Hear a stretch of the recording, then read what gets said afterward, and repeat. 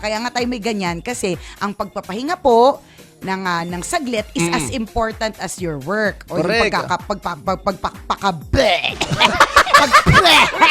Partner, hilahin mo!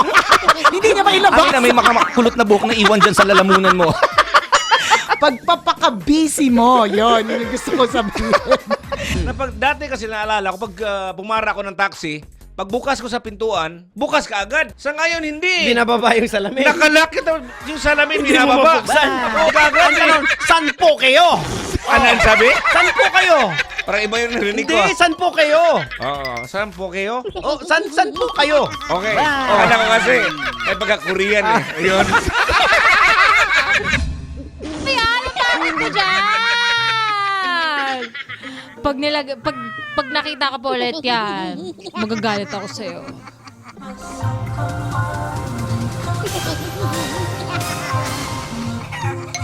Nasa pakikita! Papatayin ko yung TV! Huwag na!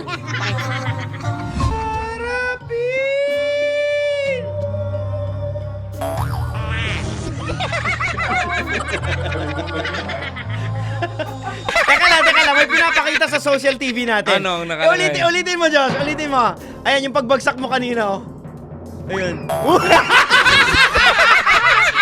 Oo, sa mga hindi mo naka-download, download nyo po yung aming app. Kasi kanina, mga kabisyo sa mga nakikinig, ha, kanina si Totoy, yung pagtayo niya, muntik na siya masubsob, kaya nakuha ni replay. May replay!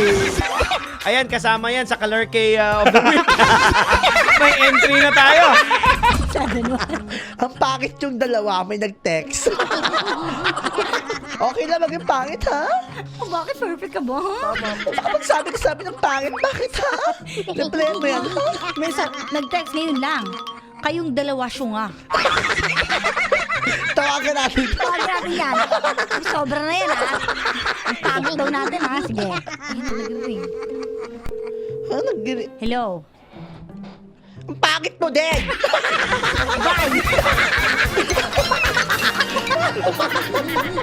Always your number one. FM radio station.